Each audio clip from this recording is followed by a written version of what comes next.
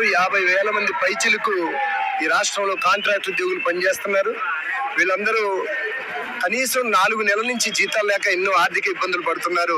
ప్రభుత్వం దృష్టికి తీసుకొచ్చినా కానీ ఈ సమస్యల మీద పరిష్కరించకపోవడం వల్ల ఈ రోజున రాష్ట్ర వ్యాప్తంగా ఉన్నటువంటి కాంట్రాక్ట్ ఉద్యోగులు అయినటువంటి పారామెడికల్ ఉద్యోగులందరూ, వైద్య విభాగంలో ఉన్న ఉద్యోగులందరూ ఈ రోజు ధర్నా చేయడం జరుగుతుంది.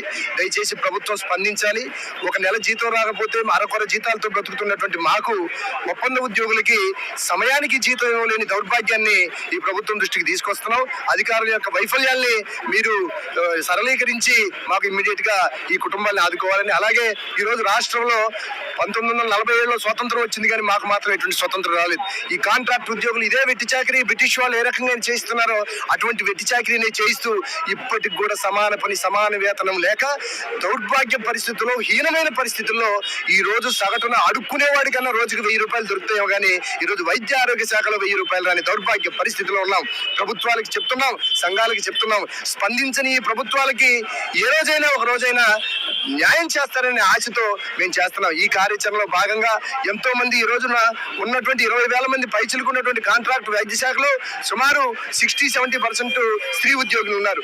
ఎన్నో ఇబ్బందులు పడుతున్నారు, పిల్లలతో ఇబ్బందులు పడుతున్నారు. కానీ ఈ ఇబ్బందుల్ని మాత్రం సరళీకరించి మాకు న్యాయం చేయకపోతే భవిష్యత్తు కార్యాచరణ ప్రకటించి మొత్తం వర్క్ ఆపేసి హాస్పిటల్ మొత్తం స్పందింపజేయడానికి సిద్ధంగా ఈ రోజు రాష్ట్ర నాయకత్వం అంత నిర్ణయం తీసుకుంటుంది. కాబట్టి ఇకనైనా ఈ వెట్టి చాకిరీ విధానానికి ఫుల్ స్టాప్ పెట్టి భవిష్యత్తు కార్యాచరణలో భాగంగా మాకు రావాల్సినటువంటి డిమాండ్, మేము ఒక దగ్గర పనిచేస్తున్నాం, పక్కన కాంట్రాక్ట్ ఉద్యోగి 50,000 ఇస్తున్నారు, మాకు 32,000 ఇస్తున్నారు, ఇంకొక ఉద్యోగి ఇంకో రకమైనటువంటి ఇటువంటి శాలరీస్ వ్యత్యాసం, ఈక్వల్ వర్క్ ఈక్వల్ పే అనేది భారత ప్రభుత్వం చెప్తుంది, అత్యున్నత న్యాయస్థానం చెప్తున్నా కానీ ఎటువంటి మార్పు లేని ఈ ప్రభుత్వం మీద మాకు ఇబ్బంది ఉంది. కాబట్టి ఈ రోజున ధర్నా చేయడం జరుగుతుంది. కాబట్టి మాకు రావాల్సిన సమాన పనికి సమాన వేతనాన్ని ఇప్పించి మా కుటుంబాలను ఆదుకొని కాంట్రాక్ట్ వ్యవస్థని రద్దు చేసి ఆ బేషరతుగా రెగ్యులరైజేషన్ చేయకపోతే ఈ కుటుంబాల జీవితం మొత్తం ఈ వెట్టి చాకిరీ చేయిస్తే మా పిల్లల భవిష్యత్తు ఏమైపోతుంది, యావత్ రాష్ట్రంలో ఉన్నటువంటి 50,000 మంది కాంట్రాక్ట్ ఉద్యోగుల కుటుంబాలు ఏమైపోతాయని ప్రభుత్వాన్ని మేము డిమాండ్ చేస్తున్నాం.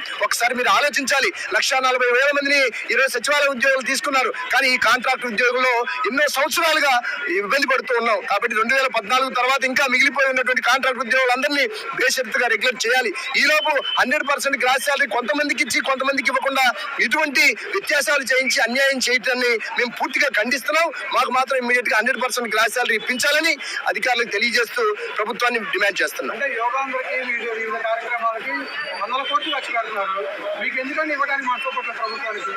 ఈ రోజు ప్రభుత్వం పరిస్థితి కావచ్చండి, పక్కన ఉన్నటువంటి పరిస్థితులు ఎలా ఉన్నాయంటే ఈ రోజు మేము ఇప్పుడు